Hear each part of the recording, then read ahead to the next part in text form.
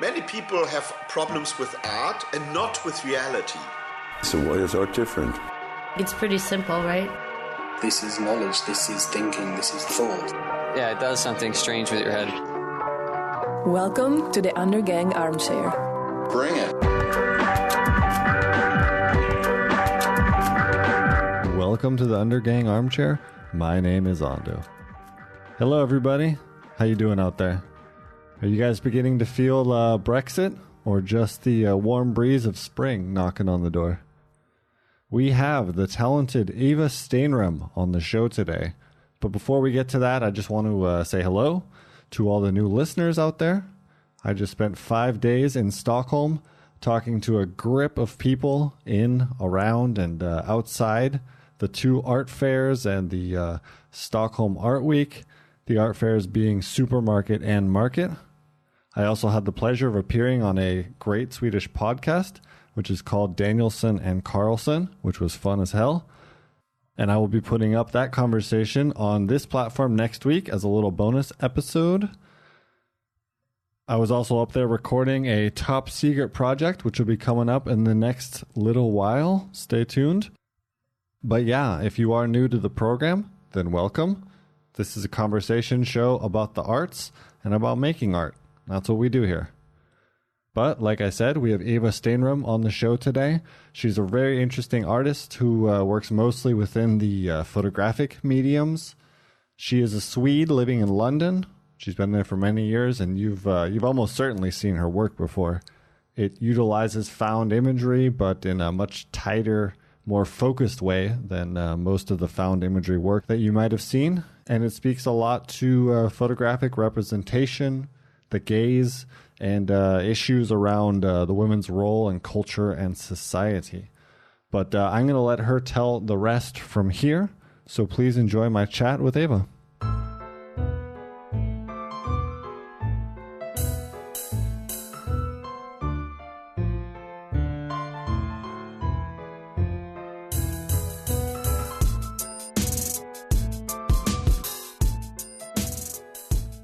To me, in a lot of ways, it's hard to keep track of the original reasons why one started being an artist. Yes, yeah. And so it's interesting to discuss, you know, in actuality, artists are not very emotionally open people.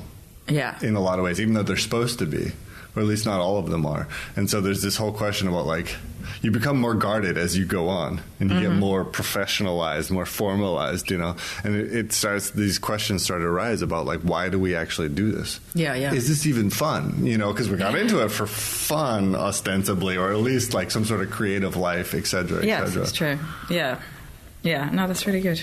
But did you go to art school? Yes, I did. In London? Yeah, I did. So I studied first at the Slade School of Fine Art.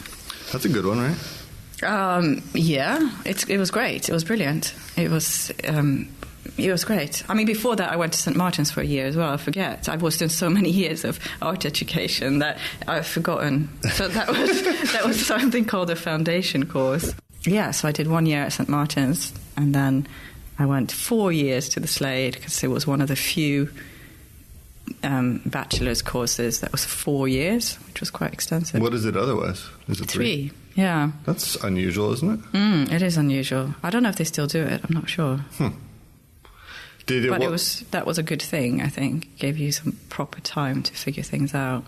Well, it's funny. One of the things I noticed in art school is that there's really a big divide between the people who are pretty serious and the people who have an idea about being serious but don't know how to do it, or just don't have the, you know, for whatever reason, if they're too young or, you know, just not ready, etc. You know, it just tends to be. Yeah. You know, it's hard. It's a valuable time, and you only realize how valuable it is afterwards. When you're in the real world, you're like, oh, shit, you know, I have to deal with all these other things. Yeah, no, this is very true. I think that's the case for almost everyone, unless you come in as a mature student. All right. Probably. How old were you when you started? I was...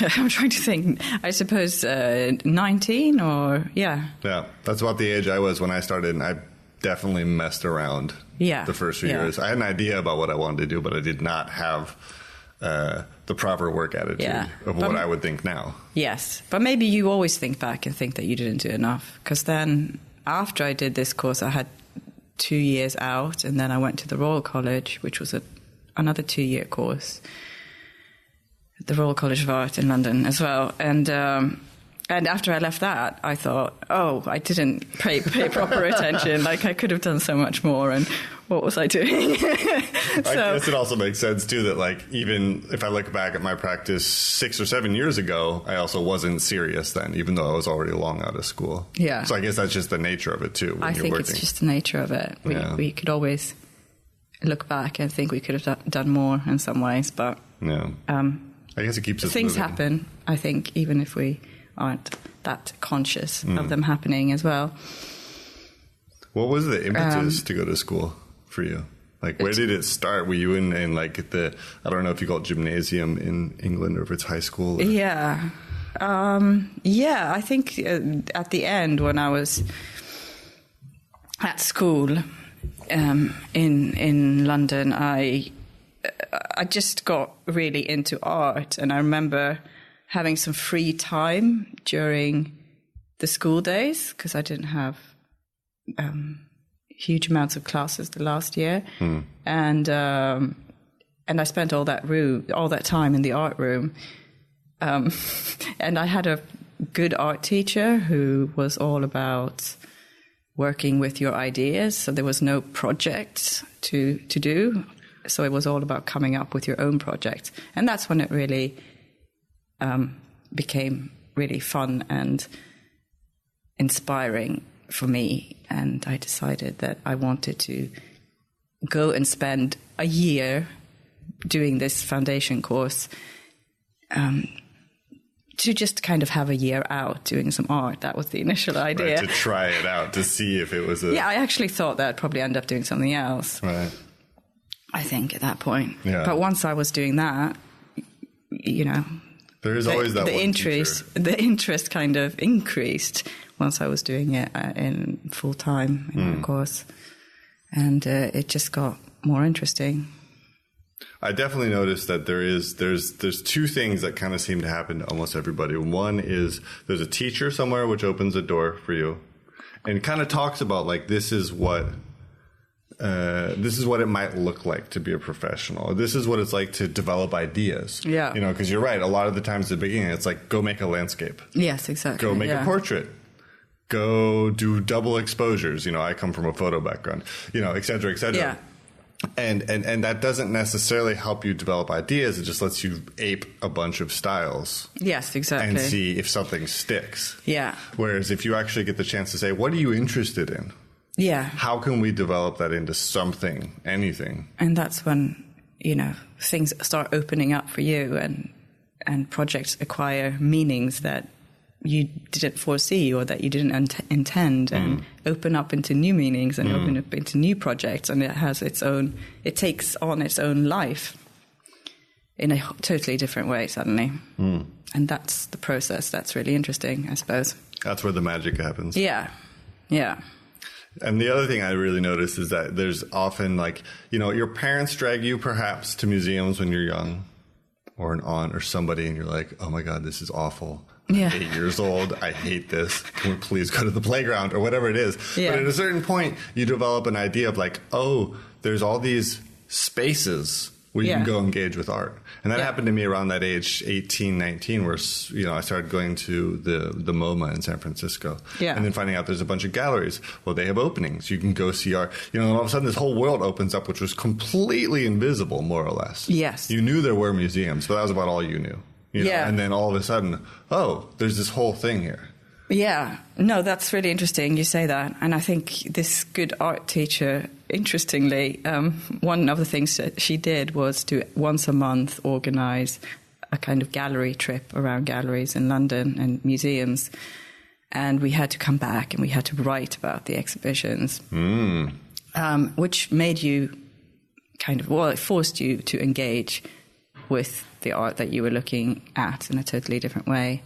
And also just the fact that it was regular enough to start to develop skills in looking at art. Which is crucial. It's not something that is easy to do at first.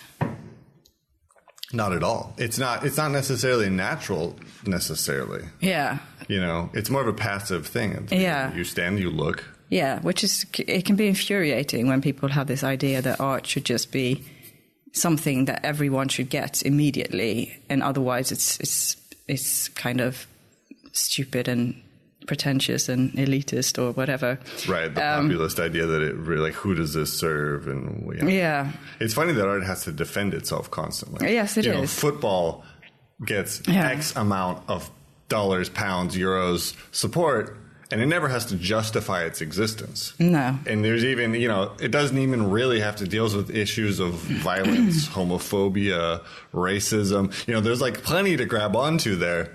And I'm not, I like soccer. Soccer's good, fine. But it doesn't have to defend its existence like art constantly does. Yes, absolutely. Everyone thinks that they should be an expert in art. Well, they know best, this kind of attitude. I know what I like, and yeah, and this isn't it. Yeah. So therefore, get it out of here. Yeah. Yeah. It's kind of wild to think about that it has to basically go through cycles of justifying existence. Yeah. And I've also, the problem also is we bemoan. Like you were just saying earlier, you don't really like art fairs. A lot of people don't like art fairs.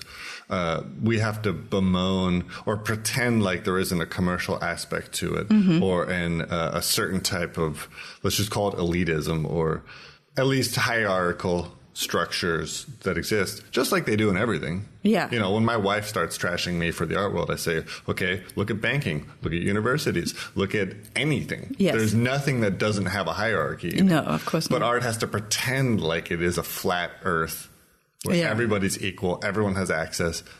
But nothing works like that. No. And that makes it hard to, somehow that fairy tale. Maybe it's time to drop that and just say, okay, art is accessible for everyone, but there sure as shit is a lot of layers. But it's strange though that art fairs have become things that the public are sort of encouraged to go to and to look at art there as if it was a museum. And I find that quite odd because the conditions for looking at the art are not good conditions normally. Right. Not always. It can be good, but it's, even compromised, even at its best, it's compromised though. Yeah. Yeah, it's true. Although, I go to Photo Paris once a year because it's just that there isn't a space where you have that many That's true. places in one space. So it is good to just check out. But it is quickly what is going on. But it is a goat market, as they say in Danish. It is like there's no hiding what it is.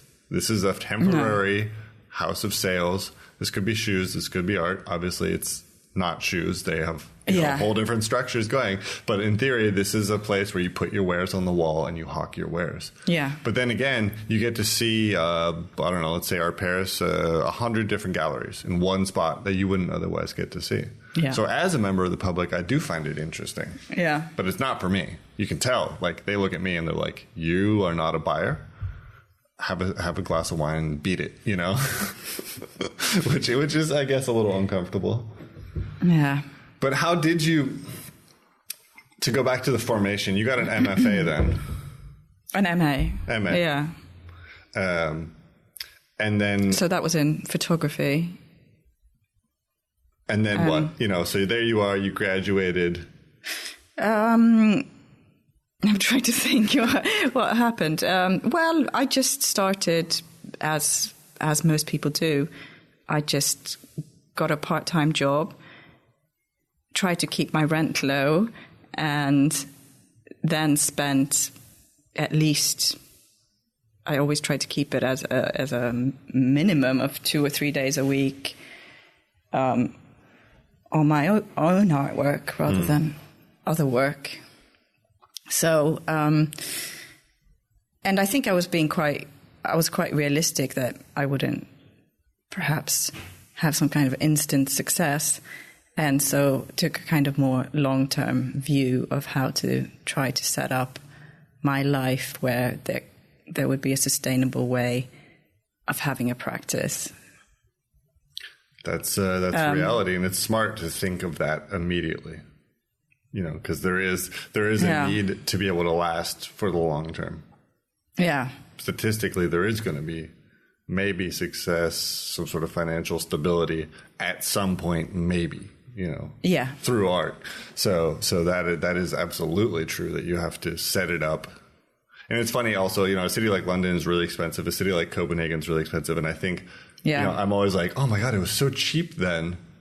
Just by nature of the fact that it was 10 years ago. Yeah, exactly. Even though it wasn't at all. Yeah. And and I suppose in the beginning, like everyone, it's just joining together with other artists and doing a lot of group shows. Like self put together shows? Yeah, some self put together and some that others have put together. But you kind of help each other in a way and build up your network and context and create. How important was that kind of teamwork aspect of it? I think during that time, around college time and right after college, it was really important because that was the way to exhibit your work, because otherwise it might not happen. And in the end, as an artist, I always thought it was really important to show the work. That aspect of it is really important to me. I don't want to just make art in the studio or in my bedroom that no one ever sees. It's like that public presentation of it really has to happen. So it was kind of crucial to make exhibitions happen if they didn't just happen naturally. Regardless of what you may or may not have felt about it, I mean, because I find that to be true too. There are like people, I'm very guilty of this. I get ahead of myself and I think like, oh, I wouldn't want to show at that sort of place or this sort of place, because I want to be in a different league or something. Right. But the general rule of thumb is show everything always as much as you can. Yeah. Because if nothing else, you get experience. Yeah. And you get to put some sunlight on your works, and you literally see them differently when they hang in public. Yes. And you get this whole like, oh, that works, this doesn't work. There's this kind of harsh flip where it just becomes like, Yeah. I mean, I have never been super selective about exhibitions. I mean, recently I have become a little bit more selective because as my work has got a bit more known, I get more requests and can't perhaps do everything that doesn't seem that important. It's a matter of resources. Yeah, exactly. Yeah. So, but I think previously I would really give most things a go, which, as you say, just adds to your experience and you find different ways of showing things, or new contexts, or you make new friends. Yeah. It's funny how much I met a guy once who talked about, he was like, in Denmark, this thing we call networking is called nepotism in Africa. Like there's this whole idea that like, but it's true. If I was to put together a show tomorrow in Copenhagen, I would contact a lot of people I know and respect and enjoy their artwork. Yeah. And I wouldn't put up artwork I didn't like, even though I liked the person. Yeah. But I would know most of the people whose artwork I would choose. Yeah. So there is that whole thing that you do develop these spheres of influence and relationships with people. Mm-hmm. And but you still have respect for the work. Yeah. In its foundation, you're like, that is good work. I like this. Yeah. And I like talking to this person about this work, It's true, yeah. But the art world is especially entangled, I think, in this way. And sometimes it does go overboard. I mean, yeah. There's a lot of artists out there, too. Yeah. But, I mean, sometimes you see literally people giving funding to their spouses and... It can that's perhaps crossing the line. I mean, but this seems to be kind of maybe that one is a bit extreme, but there seems to be hardly any kind of internal regulation of the how the art world operates when it comes to nepotism, which is just, I suppose, the way it is and has always been. Yeah. It's how it works. Yeah. I mean, it's the same thing in banking once again. Yeah. Or whatever else in the world. Is the arts in London very state driven? Is there a lot of state funding? No, there's not. I mean, it's so it's mostly private foundations and such when it comes to grants and that sort of stuff. I mean, you can get funding to do a project, but there's a very limited amounts of money, I think, compared to most of Europe.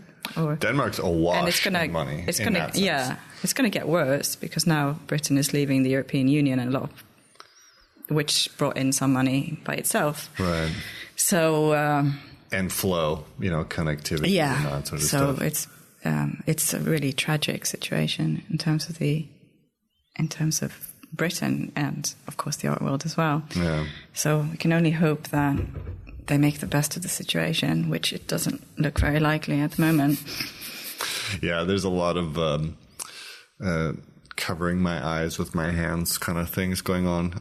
But to bring it back to art, I was also curious about, you become involved in a certain scene when you're young and kind of recently graduated, and it's all very exciting and you don't sleep very much and there's a lot of social life connected to it, etc.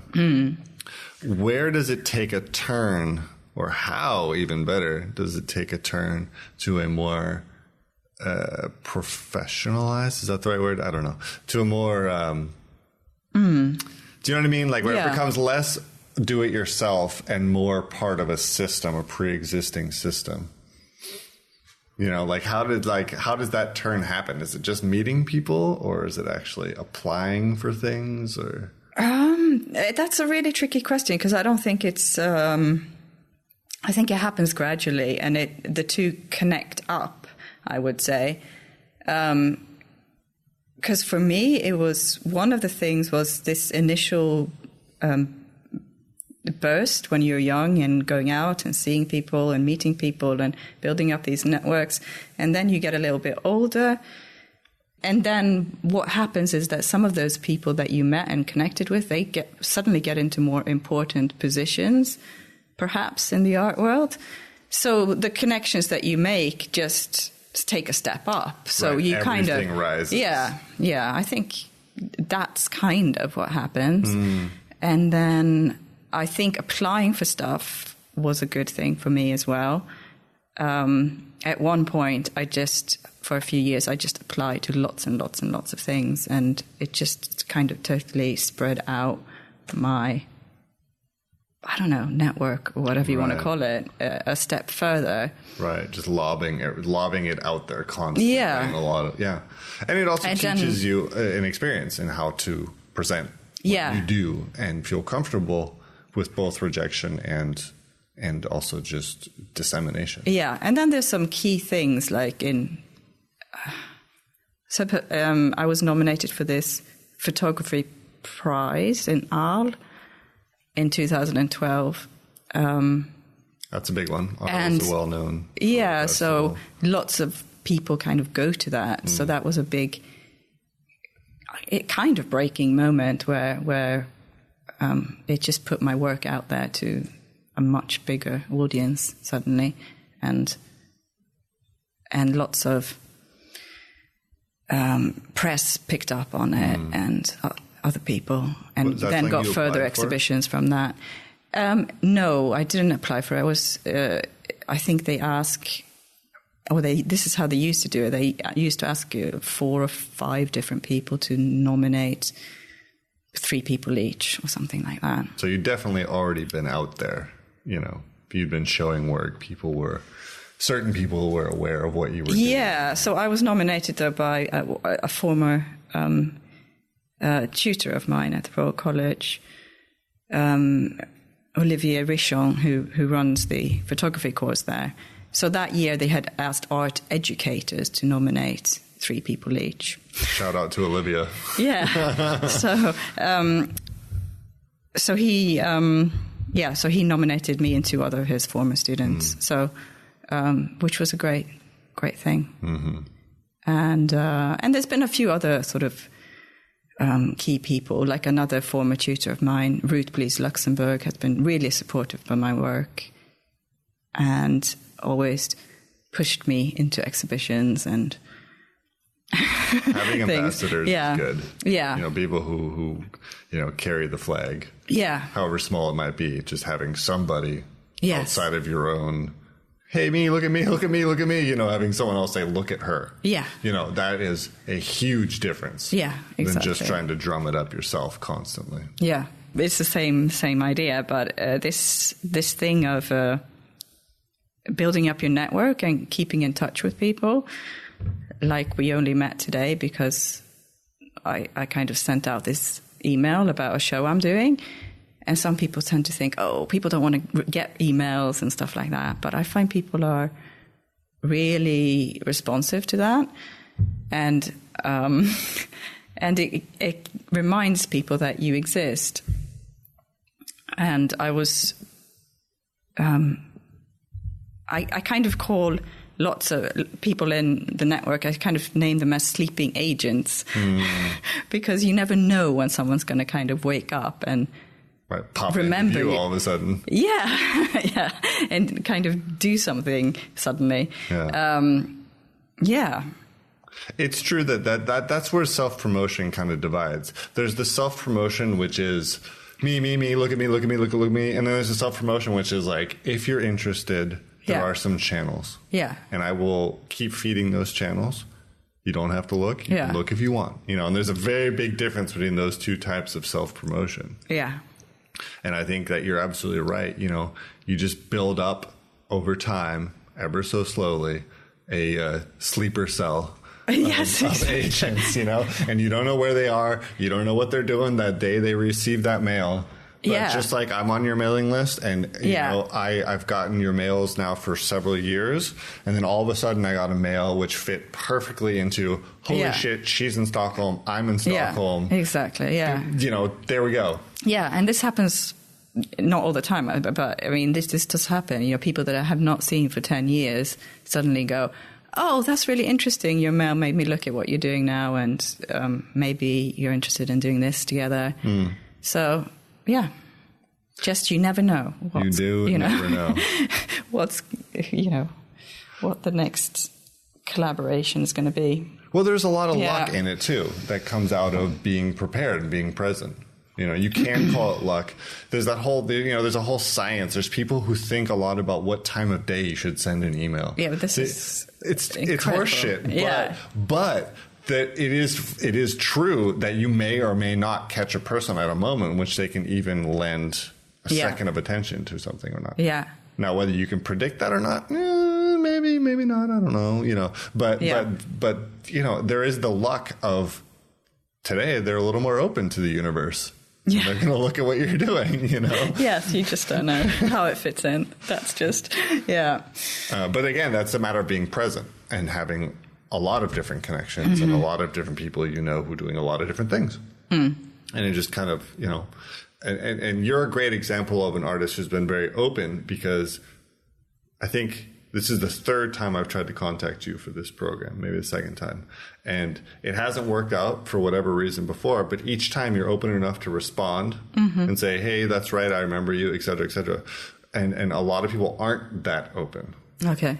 But I think that is a thing that kind of ebbs and flows. And when you're open in that way, other people are also open to you. Yes, I think that's true. Probably. And I think that's probably an important tool for a lot of artists, is to just kind of like generally have their feelers out kind of everywhere and see what's going on, et cetera, et cetera. Yeah, and also be interested in what other people are doing, I think is a key thing. Yeah. What's good for you is good for everybody in most cases. Yeah. I was just curious if you saw yourself as a photographer still. No, I suppose I never really have that much. But I suppose well, I did a photography MA, but I had kind of gone into that because I was working with photographs, but I was at that point always kind of manipulating them in Photoshop.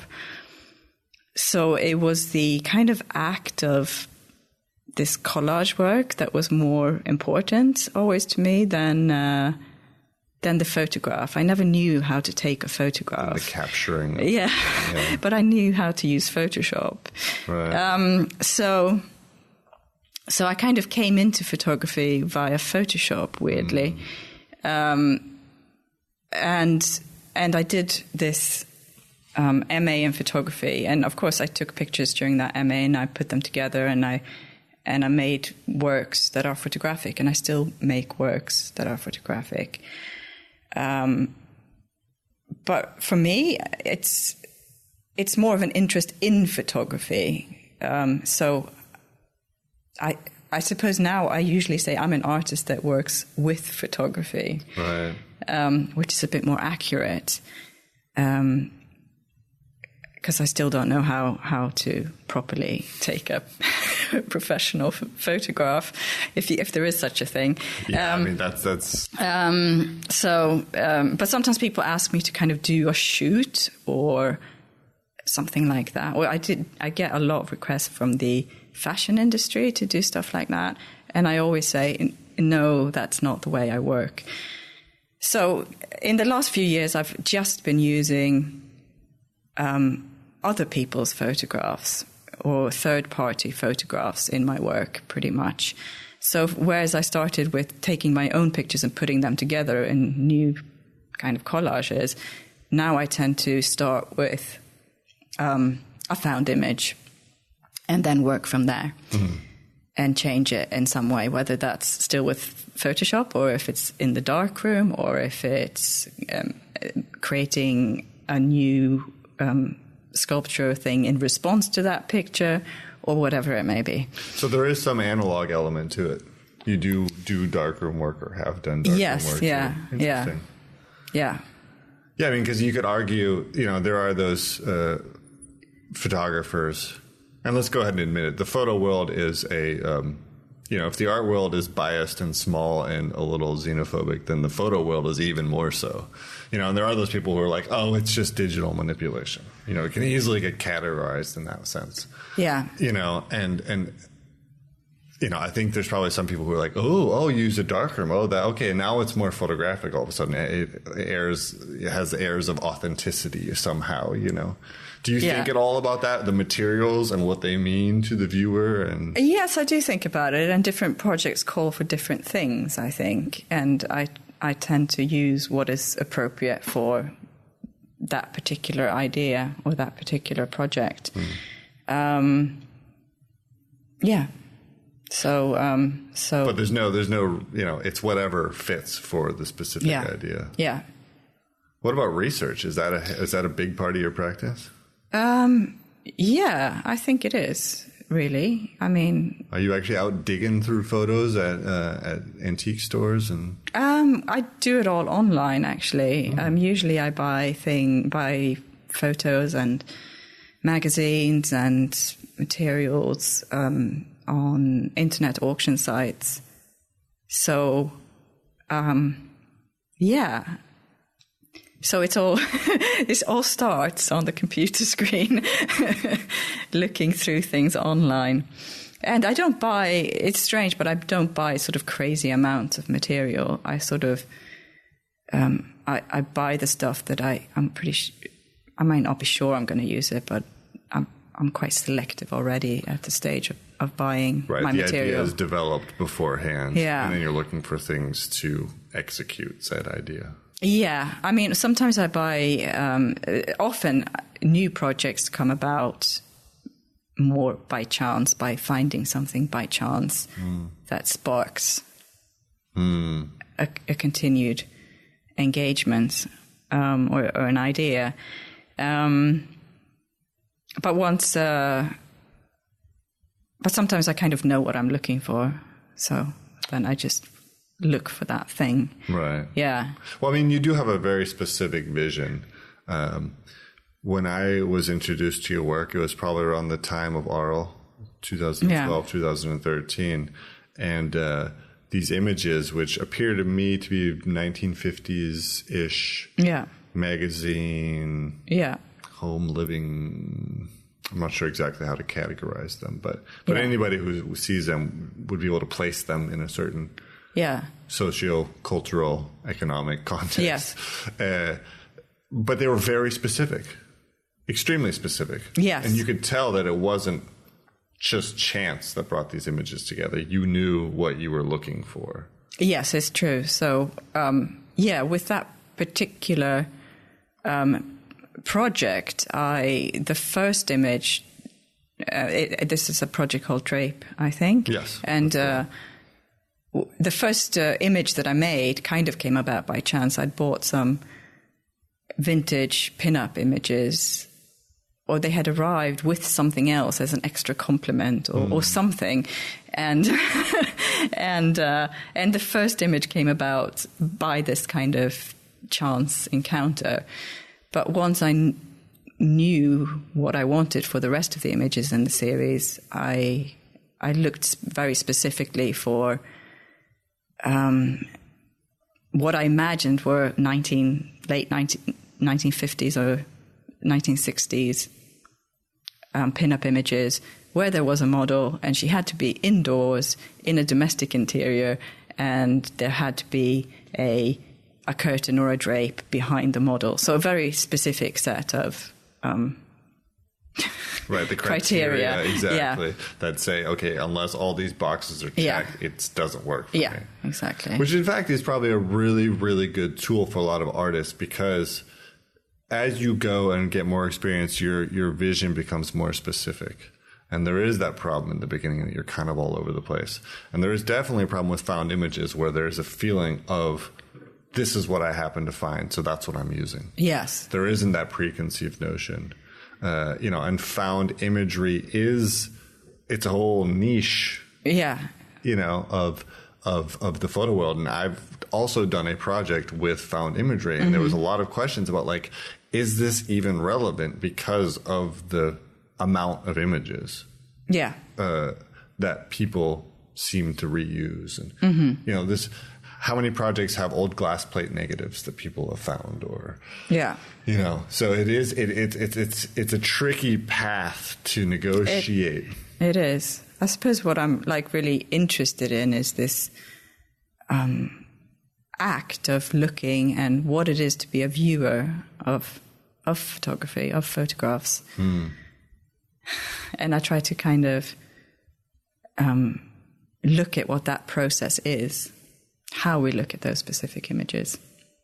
And so in recent years, it's been very focused on how we look at erotic images. Women. Yeah.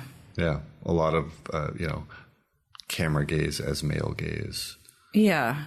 And I think a lot of the work has been dealing with this vintage imagery. I suppose I was interested in that kind of time in the 1960s where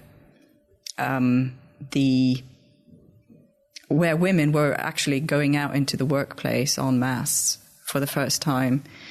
But at the same time, in the men's magazines, women were often depicted in a domestic situation, which I find really interesting, that there was this desire to kind of keep the woman within the bounds of the house at the time when she was kind of breaking free from that. Right, that was like the last ditch attempt to stop something which was already started. I think. Well, I mean, there's a huge generational divide. Yes, exactly. So that period of time is really interesting for me. But it's interesting now as well, where, I don't know, I can see a kind of backlash against feminism developing. And, I mean, we see Trump coming into power in America, which is incredible that so many women voted for him. And this kind of return of a really conservative, traditionalist society, which I think there will be, be interesting.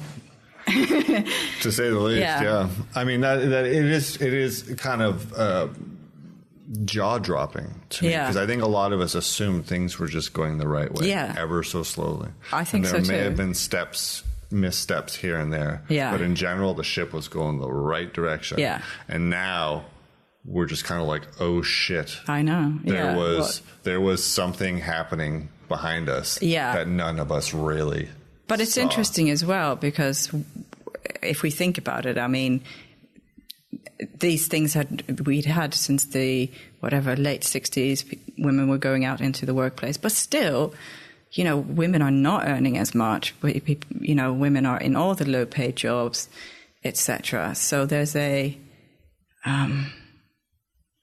maybe just people like Trump and Putin makes us realize, oh my God, this is. There's a lot more people. There's a lot more to be done, but now there's setbacks to that even. And there's a kind of, it's interesting, the whole setup. Yeah, again, it's a question of whether it'll wake some people up and get things moving again, or whether we really are going backwards in what I would see as the right direction. Yeah. My wife is an anthropologist who works at an IT university studying the gendering of computer jobs. Yeah. And why there's more or less no women in computers and stuff.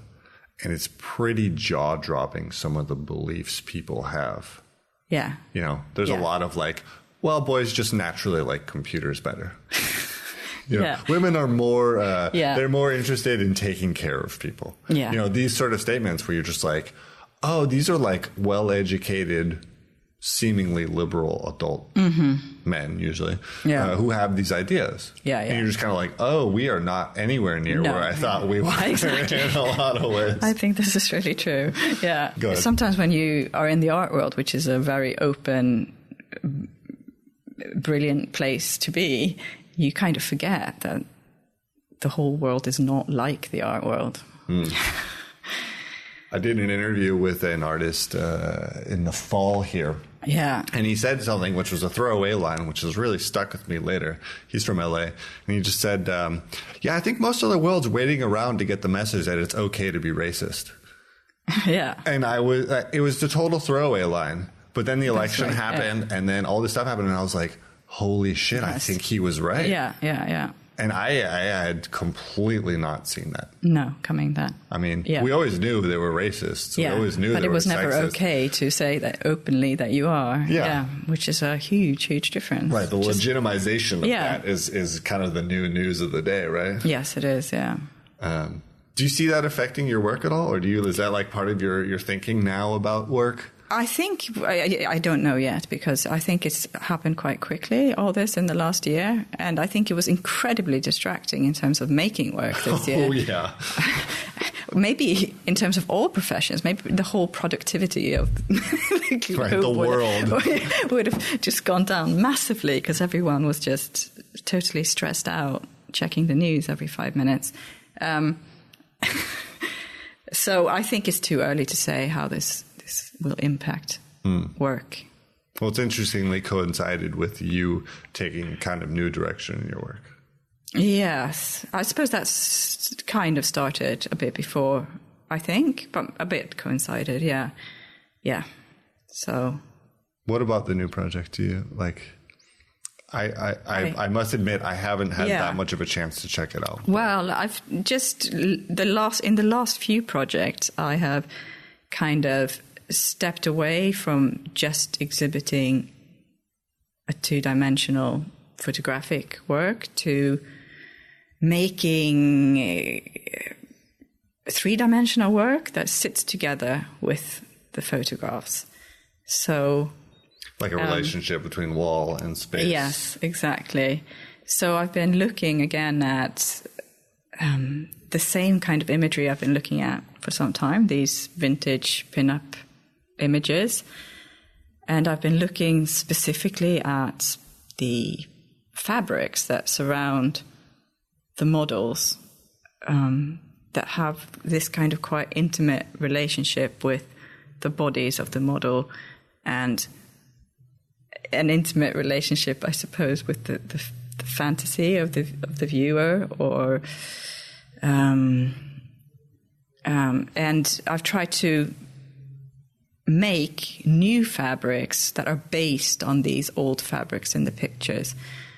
So I've kind of made new patterns, fabric patterns, that include kind of photographic information from the original picture, like creases in the fabric, foreshortening in the pictures. And so I make a new pattern, and then I print onto silk or linen or cotton, whatever. So I end up with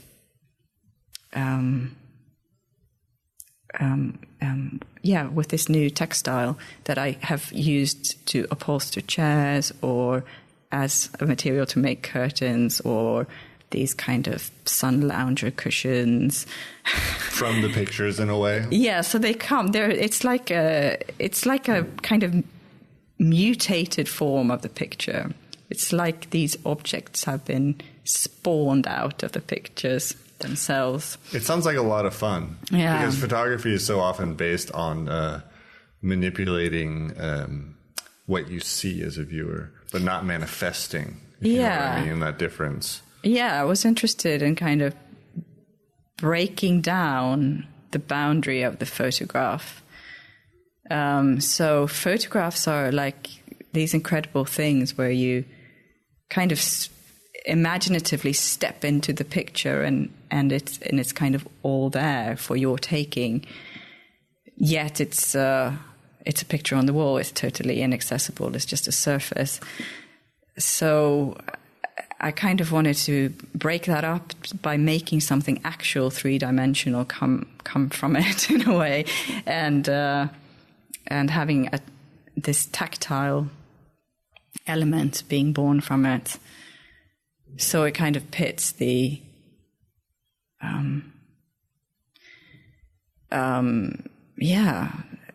the kind of inaccessible with the accessible. It's a lot of fun to design exhibitions in that way too. Yeah. Yeah, exactly. Because we've so often been like, here's a stack of frames. Yeah. Where do we hang them on the wall? Done. And I'm done. you know? Whereas you have a lot more of a relationship with like, how does the room flow? Yeah. Where does this picture go in relation to this object?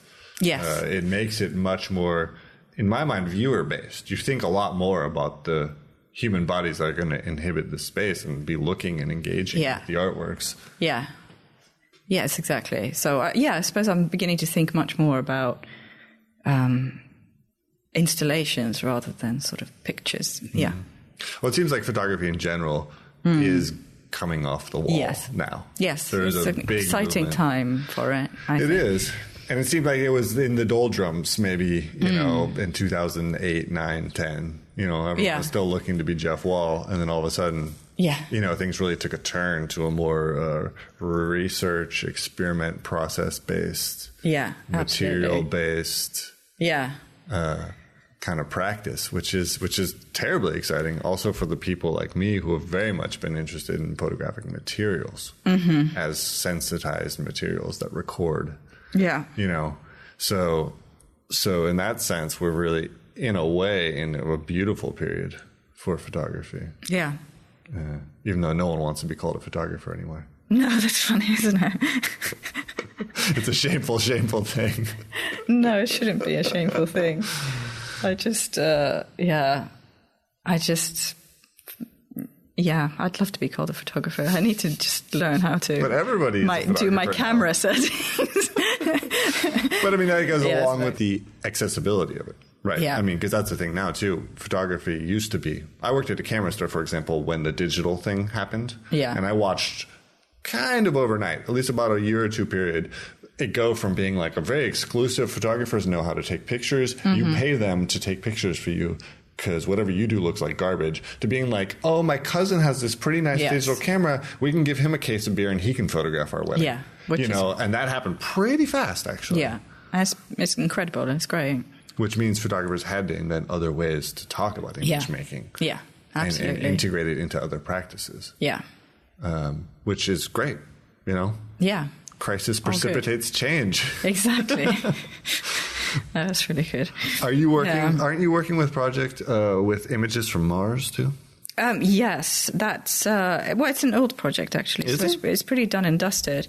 Oops, that's me. But that's part of this exhibition at Moderna Golden Sunset, as well as some of the newer work from 2016. I guess that's why I thought it was news, because I saw it now being shown at Moderna. Yes. So that project is from 2007, I think. Oh. So almost 10 years old now.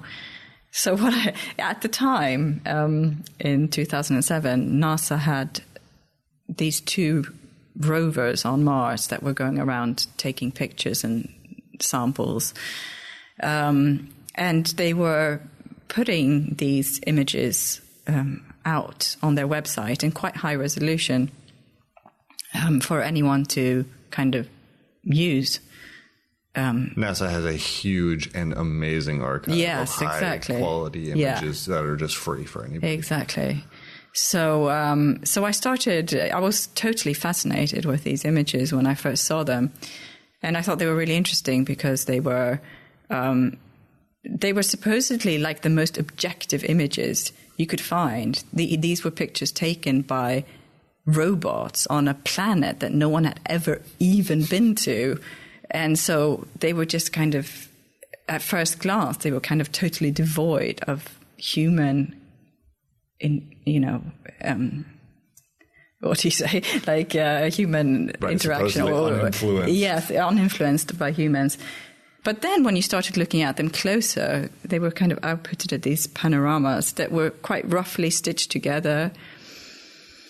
And also the coloring in them was really different in different panoramas and in different pictures. And I started looking into that, and NASA writes that, it's the approximate color on Mars, because of course no human has ever been to Mars, so no one actually knows what the colors on Mars look like with the human eye, in the atmosphere of Mars. So they're kind of guesses. So they output them in these kind of quite varying color schemes because they're guesses. Baseline to work off of. No. So in fact, they're really, really constructed images from the human point of view. So they're very subjectively made by NASA. But following on from them being these very objective images, I was interested in them being these extreme distance shots taken from a different planet. And I was wondering how that could be kind of combined with an extreme close-up instead, with something very earthly. And I outputted these NASA digital images. I asked in the lab to make them into like 35 millimeter negatives for me. Right. Then I left all these negatives around my apartment to gather dust. And then I brought them into the darkroom and printed them with the dust still on top of the negative. So they're kind of these combinations of the landscape of Mars together with the dust, my dust from my apartment, human dust lying on top of them, which shows up as these kind of white swirls in the actual pictures. So they kind of interact with the landscape, becoming, I don't know, they look like insect flight patterns or electrical storms or something weird going on there. They're really beautiful. But yeah, I was kind of interested in that whole idea of NASA outputting these images as the future. This is how humans are going to have eternal life, basically. This idea of Mars when we've leave this planet behind. When we're done fucked it. And so there is this kind of, this idea of eternal life through Mars. And I was interested in the dust denoting death. Dust is mostly made up of dead skin, hair that we've lost. So, yeah, So it's that. It talks about a lot of opposites: the distance shot, the close up, death, eternal life, long distance, short distance. Yeah, the ideal, the ordure. Yeah. Did it feel weird to revisit that work, it being 10 years old, for a show now? Actually not, because it's actually never really gone away, this work. It was shown last year in a exhibition called Dust. I'm just trying to remember the full title. At Le Bal, in an exhibition curated by David Campany. That's traveling to the Whitechapel Gallery in the autumn. So it had a kind of big showing again last year, and it's had various. It never seems to have really gone away in those 10 years. Well, that's nice. Yeah. I mean, because there's a lot. God knows, as an artist, often you make work and it just sinks down into obscurity, and that's it. And it can be hard to keep things alive, especially if it's work you're still happy about. Yeah, no, I'm really still really happy about this piece. I think it's a good, it sort of sparked off lots of thoughts in my work that have carried on since. So it's great to see it up and running still. Living, gathering dust. Yeah. Did you? What are you working on now? What's coming up? If I may be so bold. I'm just trying to think, actually, what's coming up. I'm the next sort of solo exhibition I'm working on will be in Athens in June. Is that the photo festival there? Well, I don't know if it's coinciding with it or sounds like it. Yeah, it's in June, and I think it's coinciding with the end of Documenta as well. So I hope to make a little bit more new work for that. But it's That's a kind of time. Well, it's come about very quickly, the exhibition. So it's going to not just be new work. It's going to be a kind of a curated highlights with some new work. Greatest hits. Yeah, a little bit like that. Yeah. And it's fun though. Sometimes it's really nice to have a show that isn't going to destroy you emotionally, financially, and physically to produce. Because there are those events where you just work for 4 months nonstop. And it almost kills you, and it's like giving birth to a child. It's amazing, but sometimes it's also nice to be like, well, I have this work, it's already framed. There you go. Yeah, exactly. Yeah. Just to have at it. Because you can't always be just running on 99%. Absolutely, or it's else true. You're just going to burn the hell out. Yeah.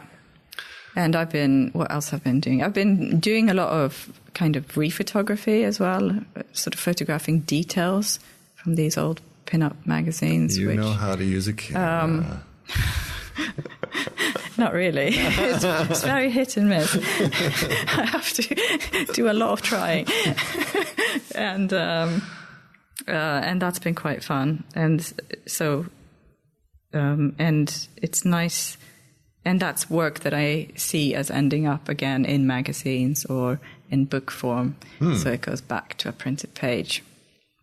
So that's kind of in process, but unfinished. Well, I mean, to wrap it up, you've been very generous with your time. We've gone an hour now. Okay. To wrap it up, I'm curious about what I was talking about at the beginning, which is like, how do you, let's not put it on everybody, let's just put it on you. How do you keep the original impetus to making art alive? Well, it's strange. I mean, often I think about stopping, and I constantly considering. It can be miserable. That's the honest truth. Yes, I'm constantly thinking, what other jobs can I do, or what can I retrain as? Fashion photography. Yeah, exactly. So this is a constant question of why do I still do Why do we put ourselves through this? But in fact, when I'm not doing it, I'm actually quite miserable, and so I noticed this quite clearly, that if I have a break from making artwork, I get kind of unhappy. And so making work seems to be quite important, just in terms of my general well-being. And right, somewhere inside I of you, need to have a kind of output of engaging with the world through making art, which puts the question to the greater society, like, should not everyone be having more of a creative output? Maybe. Yeah. There are moments in which I think if only everybody had the freedom and the time to think along those lines. Yeah, exactly. Because it's not survival thinking. No, I think it's really essential. Well, that's awesome. Yeah. I mean, I know exactly what you mean, and I ask myself a lot of questions about the role of ego in it. And I don't mean ego as in narcissism. I mean ego as in your own self-worth and drive, you know? And for whatever reason, damned if you do, damned if you don't, you know? Like, just keep at it anyways, even though sometimes you're driving yourself crazy. Yeah, yeah. Yeah, there's no other way, really. There's not really an option. That's right. We're here. Well, thank you very much. Thank you for your time. Yeah, thank you. Thank you for listening to this episode of the Undergang Armchair. The intro and outro music was kindly provided by Johnny Ripper, and today's interstitial music was provided by RC. You can find links to their music and tons of other conversations with great people on our high-speed train of a website, undergang.net. If you do like the show, we would appreciate it if you'd take a quick moment to leave a review or some stars on iTunes so others can find us. This is the best way to help. This show is produced in part with the kind support of the Danish Arts Council. Thank you so much for joining us.